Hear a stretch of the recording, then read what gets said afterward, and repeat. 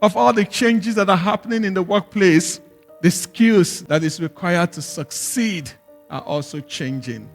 There's a book by Marshall Goldsmith that what got you here will not get you there. So I like the title of that book, that the skills that have brought you to success at this point might not take you to the end. And there are different skills depending on the industry, so analytical skills, automation skills, but the skills required for success will not be the same. Many years ago, I was doing a training for an organization, and the person asked me a question. He said, if I were to speak to a young person and give him an advice on succeeding at work, what would be the advice I would give him? I said, simply, just three things. I said, number one is deliver results where you are. That's number one. So whatever your role, whatever your job function. But number two is that you need to deliver the skills that are relevant to the future. Because grave digging might be wonderful. The question is, would it be what? Relevant to the future. At the end of the day, you need to do a skills map and say, what is my portfolio of skills right now?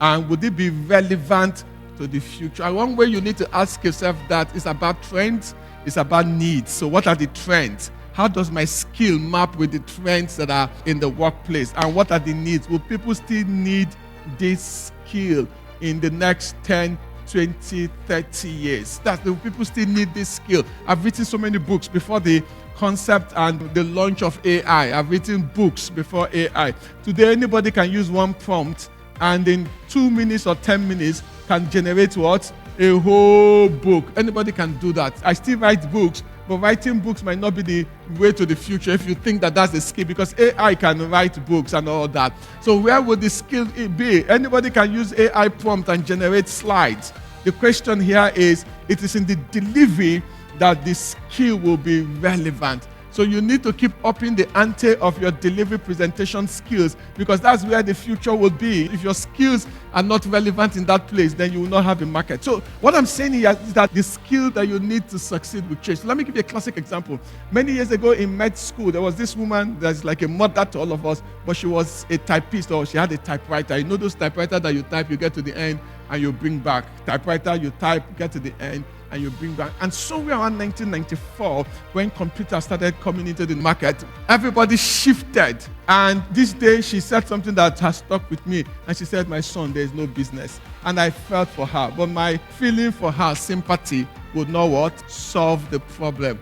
Don't get to the place where people will feel for you, where they will say, hey, yeah, so sorry. But there's what? There's nothing we can do. So why did we move to that lady? Is it because we liked her? Not necessarily. It's because what? She has something that we need.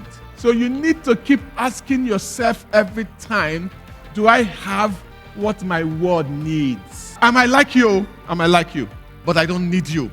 And that's a difficult point to be, where people like your presence, but they don't need you because there's nothing that you have to offer to them.